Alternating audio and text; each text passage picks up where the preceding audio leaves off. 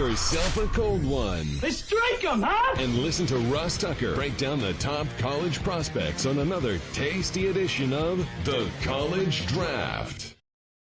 Yeah, it is Daddy Soda time here on the College Draft Podcast, presented, of course, by DraftKings Sportsbook. I'm Ross Tucker, former NFL offensive lineman, 5 teams, 7 years now, a bunch of podcasts. Last night, by the way, Warren Sharp talking strength of schedule, the new overtime rule, whether people will kick or take the ball. I thought was really interesting. Certainly check out the latest Ross Tucker football podcast if you haven't already. Later on the day, we'll get into the Masters a little bit, the national championship game tonight, as well as our first peek at NFL season win totals on the Even Money podcast. The star of this show, though, as you know, is my guy, Emery Hunt. There is nobody better at FBall Game Plan on Twitter, Football Game Plan on YouTube. And if you don't already have it, you're missing out because I already have mine. Footballgameplan.com/2022 draft guide. Emery, how are you? I'm doing fine, man. How are you based off what happened this past week? Oh my God. You know what's funny? So, and we'll get to Gene Clemons in a second because I'm fired up that Gene's on the show. I did not get punched in the eye. I am an idiot who tried to pass my brother-in-law skiing going like 50 miles. I'm not exaggerating. He was going 46 and I was passing him. And I hit my head face first into the snow. I got cuts on my chin, nose, and forehead. That's hard to do. And I got this black eye. I was actually feeling okay for a while. I woke up yesterday. I could not move my neck. So that doesn't seem real good. But at any rate, the show must go on. And I don't know a whole lot about Gene Clemons. I'm not going to lie. Here's what I do know. That when Emery says this is my guy, I get fired up. And the fact that he's a writer tells me a lot. A coach tells me a lot. And a podcaster. Gene, thanks so much for coming on the show, man. Really appreciate it. Thank you for having me. I appreciate it. Looking forward to talking ball with you guys as we do all the time. All right. So he's at Gene Clemons on Twitter. You can find him on YouTube, Coach Gene Clemons. He writes for The Athletic. I mean, you got a lot going on, Gene. So I want to make sure I know the whole spectrum. So can we get your background and also all the different things you got going on in your life right now for our listeners and viewers on youtube.com/Ross Tucker NFL? Yeah, so I was a 3-sport athlete, pretty much through the first half of college before I was almost forced out of declining physical injury to focus just on one, football, basketball, and track. And I was always into writing. I've always been a big fan of the written word. And so I was a journalism and theater double major in college. Which kind of, I think, helped set me up for what I do now. I teach, I coach. Obviously, I have a few podcasts. I write for The Athletic, and I write for GiantsCountry.com, where I do a lot of film breakdown and player evaluations over there. We've been 10 toes down at Football Game Plan now for the better part of, 10, 11 years now, Emery? It feels like it. I would say so, yeah, for sure. Yeah, absolutely. So, between all of those things, it's just various avenues to try to continue to do what I love to do, which is talk about sports, talk about football, and spread the good word. Wow. Gene, the more you talk, the more interesting you get. Journalism and theater double major is amazing, by the way. That's awesome. And how did you play 3 sports in college? Where did you go? I went to Fitchburg State College in Massachusetts for a couple of years. Lower level ball, you don't have as much crossover in seasons as you do at the higher levels because we're regimented into how many games we can play. So it was almost like high school where the end of football season runs up against the beginning of basketball season. So my last game for football would be like a Saturday, and that next Tuesday would be the first basketball game. And so it was just me going from one sport to another. There's no spring in Division III, which helps to not get in the way of track and field. But everything kind of played off of one another, where I was able to use football to go into basketball, to then go into track, and then summer doing basketball, pro-ams and things of that nature, until finally my body was like, you're gonna have to choose one, or we're gonna break everything. And so at that point, I chose football. I ended up transferring to Arkansas Tech University, where I finished out my studies in playing football. That is awesome. And I know we talk about Division I guys a lot, but you played 3 sports in college. You are an absolute stud. I know the head coach, Scott Sperone, by the way, at Fitchburg State, the head football coach now up there. So that's interesting. I'm actually familiar with Fitchburg State. Where are you coaching now, Gene? I'm in Georgia, in Savannah. I actually teach at Jenkins High School. You are currently in my classroom, and you cannot see them, but I have students in the back. This is my journalism class, so they're getting a firsthand experience of how this thing goes. But I teach at Jenkins High School. I coach at Johnson High School. I'm the defensive coordinator there, which is right down the street from Jenkins, and just plugging along, doing what we do. That is awesome, man. How did you guys connect, Emery? Through a mutual friend and Chris James, who I've known Chris since we were in 7th grade. So we were like 12 years old, and he knew Gene. And I went down to cover the East-West Shrine game, and we went to this karaoke bar where Gene was there. And he introduced me to Gene, and that's how we became connected. How good is Gene at karaoke? Gene is. I haven't heard Gene at karaoke. I've heard Gene DJ, but Chris is a karaoke guy. Like, no matter where we are, whether it's Indy at the Combine or any one of these All-Star games, Chris will find a karaoke bar, and he kills the Young MC song, "Bust the Move." That's his go-to. Hey Ross, to answer your question, like I am too good at karaoke. I get mocked a lot because karaoke is not supposed to be for people who can sing, and I can actually sing. I think when Emery met me, I was DJing, I was KJing that night when we first met. And there may have been a few oat sodas thrown back that day as well. So some of the memory might be a little bit twisted, but yeah, definitely always down for a good karaoke. Gene, you should be the next guy on the Dos Equis commercials for like the world's most interesting man. I mean, you got the double theater, you got the double major, you did the theater. I've actually met that guy, by the way, the original most interesting really man. I bet that was it. Is he really interesting, or is it just like he's a normal Joe Schmo? No, he's just like some older actor in New York. You know what's funny about it though? I don't want to blow up his spot or not, but he was drinking a Corona, and like his wife came out of nowhere before we took the picture and like swiped the Corona. Like, you could ruin everything. Get the Corona out of your hand. That's hilarious. That is funny. All right, let's dive into these tight ends. So we've been doing a positional breakdown. By the way, Emery, I don't know how we did this, but it's going to be tough to get to all the defensive guys. But we're going to do tight ends today. Here's what I don't understand. Nobody's talking about the tight ends.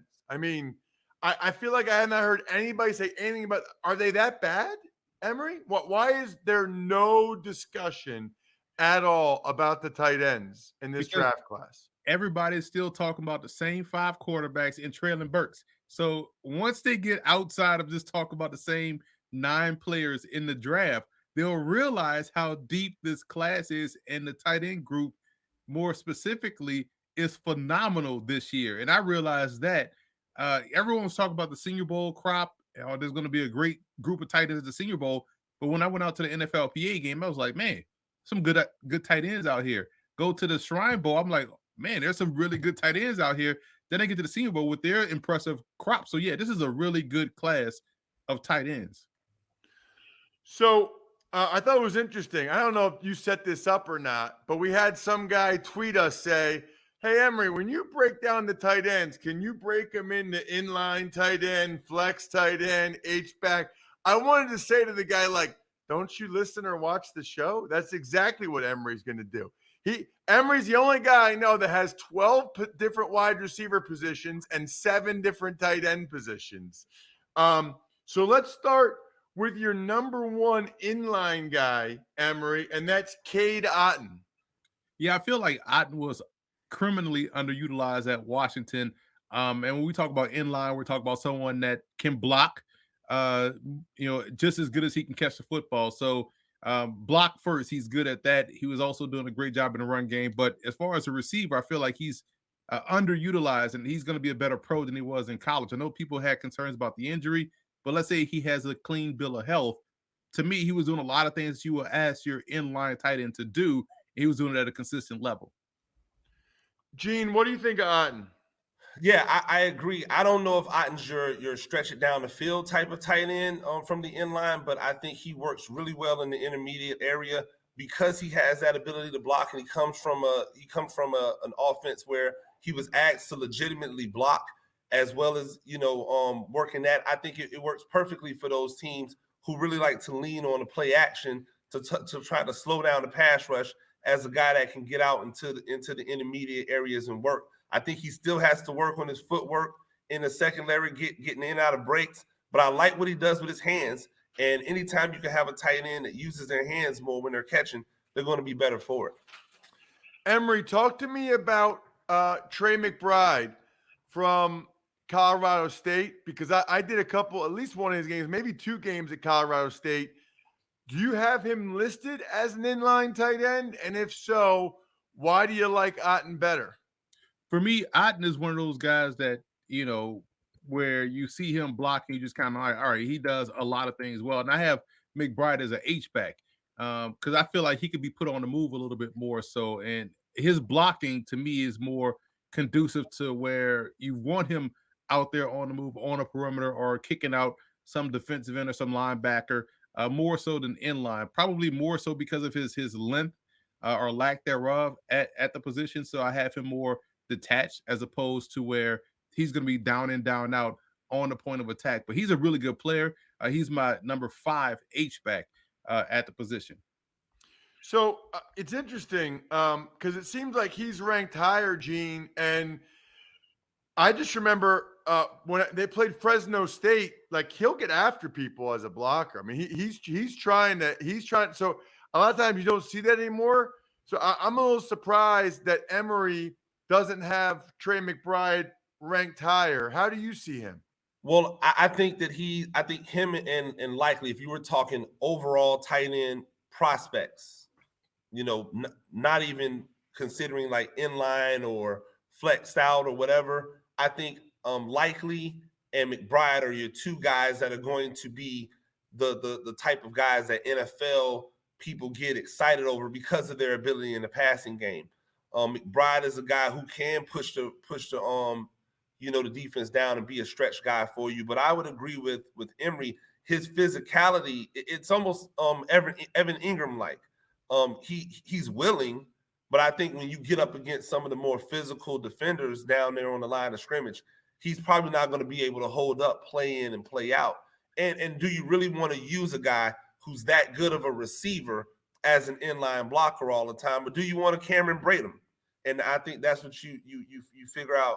Is he a Nick O'Leary, Cameron Brate type of guy? He's tough. He's tough. He's durable. Put him into positions to make plays as a receiver, and don't really waste him when you have so many other guys that can block for you in line. Emery, let's talk about flex tight ends. Your number 1 guy is Garrett Prince from UAB. And it feels like this is becoming more and more of a thing, though, right? I mean, Mike Gesicki, he's really a tight end in name only. He might even fight the franchise tag, although I guess he signed it already, so maybe he's not going to fight it. But it seems like there's more and more of these guys. They're called tight ends, but I don't know if I saw Gesicki ever put his hand in the dirt in line. I mean, I'm sure he did a couple times, but this is actually a real position. I don't know if we call it flex tight end or big receivers, big slots. Is there that much of a difference between a flex tight end and a big slot at this point? Maybe about 20 pounds, and that's probably about it, because you get some big slot receivers that are just as physical as some of these flex tight ends. But for Gerrit Prince, it was like he was someone that I saw. You watch him passing during the season because we cover college football, but you don't really study these prospects. So you watch a UAB game, and here's this guy just running down the seam, making plays. You think he's a receiver with how fast and fluid he's moving. So when I get to the Shrine game, I'm like, wow, this dude really, he really has some juice with him. I spoke with him. He's from Kansas City, so he's a city guy. He has some sauce at the top of his route. He was out there barbecuing defensive backs as well. So that's about as all the KC barbecue references I get in there. But he's someone that is very like Travis Kelce in a sense that, he is fluid in his route running. He has some savvy in his route running. I was surprised he wasn't a combine invite. I thought that's the type of guy that gets to the combine to showcase that athleticism, but he didn't go. And so he's someone I think will be a clear-cut draft pick outside of the combine invites because of how well he plays. What did you think, Gene, of Garrett Prince? Same as Emery. I like the way he gets in and out of his breaks. I think that's the real key for him, and what he does, as a receiver. I don't really see much of him being an inline guy at the next level. I think he'll be your move receiver. I think he's got a little aggressiveness when it comes to blocking out in space that he could use to his advantage. But really, he's going to make his bones, trying to shake people off of him at that intermediate level. I wouldn't have him as my number one guy. For me, my number one flex end is Isaiah Likely. But I think that, both of those guys are going to have really, they're really going to surprise. Like, he's going to go into a team and get immediate snaps, because when you can get loose, especially in the intermediate area where they're putting a lot of the star guys, like Jalen Ramsey is lining up on you now instead of, Joe Schmo that they just put down who might be an outside linebacker. They're putting that star defender on those slot guys like that now. And to be able to get loose and get away from those guys, it's only going to bode well for Prince and a guy like Likely. I'm glad, Emery, you brought up Travis Kelce, because I think it's important when we talk about draft prospects to, let's talk about the best guys and what makes them so good. Kelce wasn't like a 4.5 40 guy, right? I mean, I don't remember what his combine numbers were. What is it, Emery, about Kelce that makes him so productive?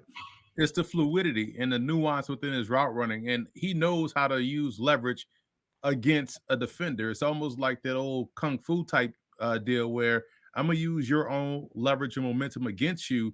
I don't have to be the strongest. I just have to know how to use momentum and leverage to my advantage, and that's what guys like Kelce are able to do. That's what a guy like Jeremy Shockey was able to do in terms of how he ran. Now, he was probably maybe a better athlete in terms of testing than Travis Kelce, but same type of ability as a route runner in terms of, okay, I know where you're leaning towards, so I'm gonna just cut it off right here and just snap this off and set up shop, or I'm gonna lean into you a little bit, get you to go one way, then I'm gonna break it off and go the opposite way and explode out that break. So it's that little fluidity of a receiver that he brings to the tight end position, but it also shows you a lot of guys that played a lot of football growing up or played a lot of basketball growing up, to where you have some extra moves with you to knowing how to free yourself from tight coverage, or in basketball from someone that's covering you very tightly. So I think that's where the Kelces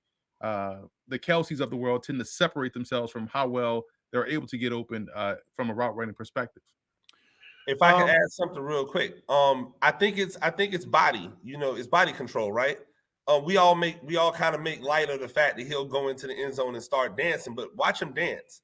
It's legit. He dances. He's a legitimate dancer, and that type of body control is what you see him use to get loose from defenders a lot of times.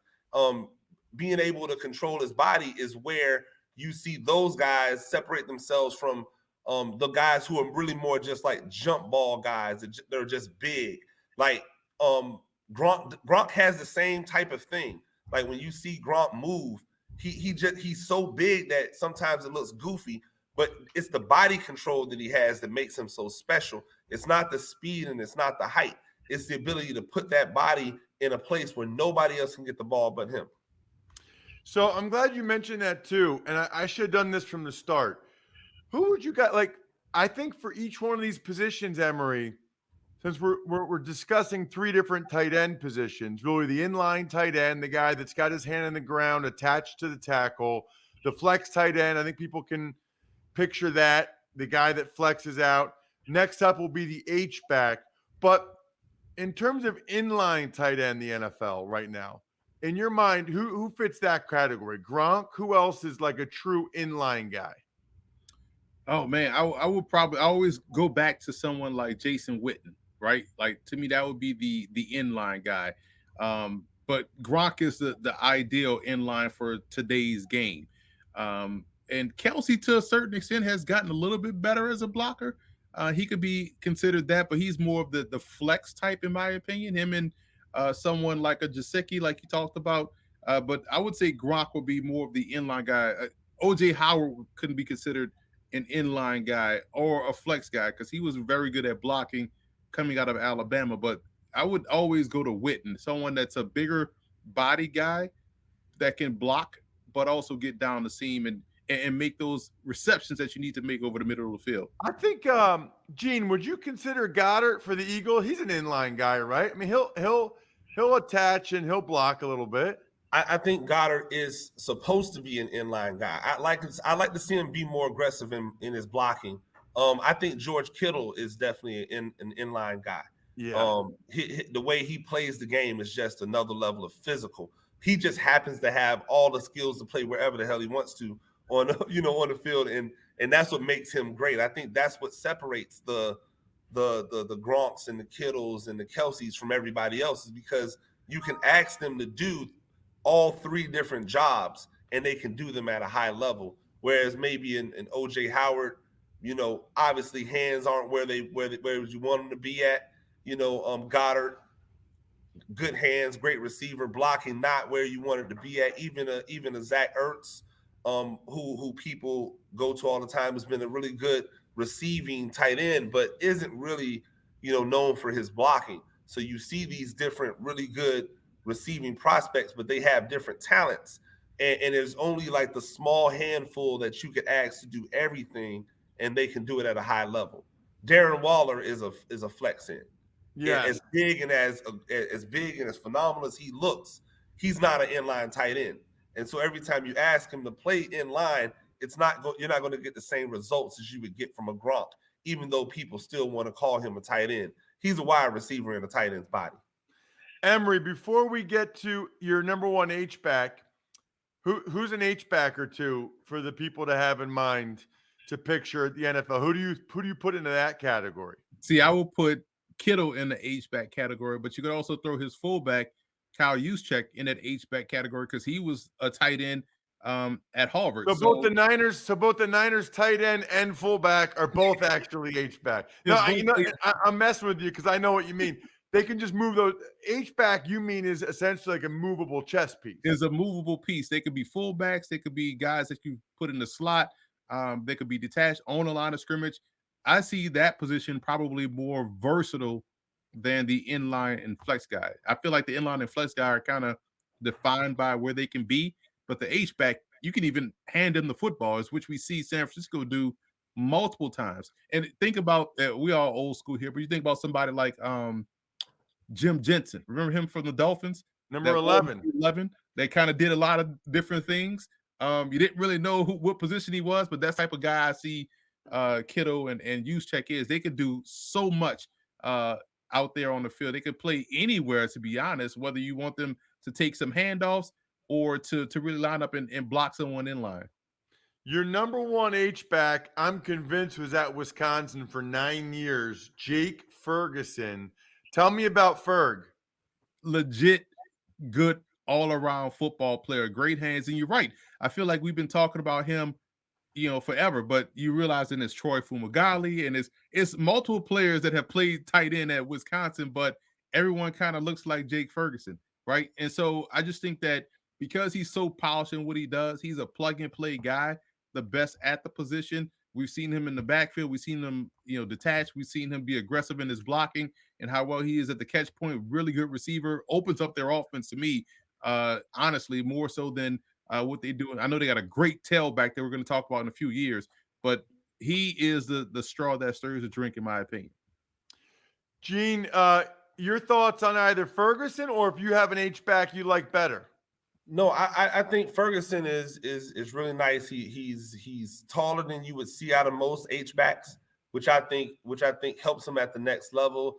We used to all get pigeonholed, right? I was a 6'3" guy. I was a movable piece. I would have been your prototypical H-back back when I was coming through, and I played tight end. But now you're seeing that position can go anywhere between a 6'1" and a 6'5" guy. And so I think he's taller, but he has really good bend that allows him to stay low, get up underneath the pads when he has to do some blocking. But I do like what he brings to the table as a movable chess piece in the pass game. And anytime you're averaging, a first down or over a first down reception, you're going to be really valuable in the passing game. And let's not be mistaken. Nobody's taking tight ends high anymore just to block. So if you're not catching the ball, if you're not a plus in the receiving game, then you're going to drop precipitously in the draft. And that's why you can tell all the guys that we're talking about are guys who bring plus to the table as pass receivers like he does. In terms of sleepers, Emery, please tell me that Darian Hambrick is not like Troy Hambrick's son. He I think he is, man. I think he's his son or maybe his nephew or something. But yeah, the family connection is there.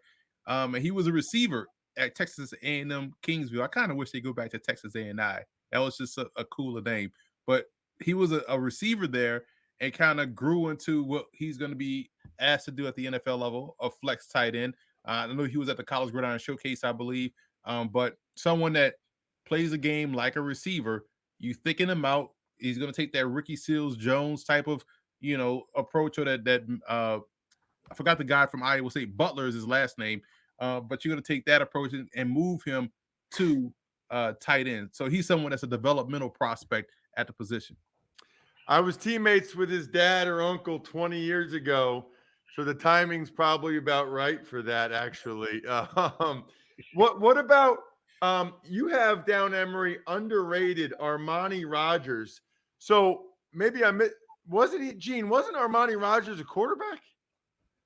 Yes, at one point in time, I do believe he was a quarterback. But I don't know why this is, but the quarterback to tight end or H-back flex guy transition seems to be one that we see a lot, especially because we see a lot of bigger, more athletic quarterbacks that kind of eat themselves out of the position, maybe, or we're going to bring you in as a quarterback, but we're really thinking about moving you anyway. We just want to get you on campus. I think that was the situation with him. Obviously, we all know Travis Kelce being one of those famous quarterback to tight end transitions.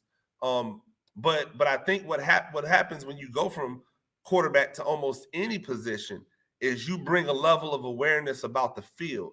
And I think that's something that we don't talk a lot about is understanding the field and understanding where we are on the field and how we work within the system. That's something I've seen him do pretty well on film. Check him out on social media at Gene Clemons, the world's most interesting man.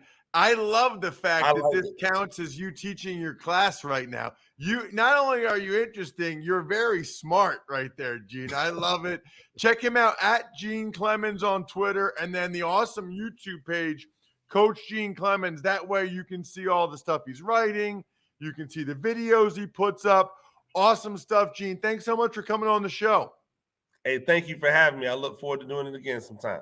Absolutely, without any question. Next week, we will dive into the offensive linemen, my area of supposed expertise. Really looking forward to it. Check us out at Ross Tucker NFL, at Ross Tucker Pod. He's at FBall Game Plan on Twitter, Football Game Plan on YouTube, and of course, now footballgameplan.com/2022 draft guide. Bye.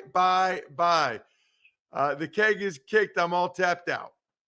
Thanks for listening to the College Draft Podcast. Make sure to also subscribe to the Ross Tucker Football Podcast, Fantasy Feast, Even Money, and The Business of Sports. All available at Apple Podcasts, rosstucker.com, or wherever podcasts can be found.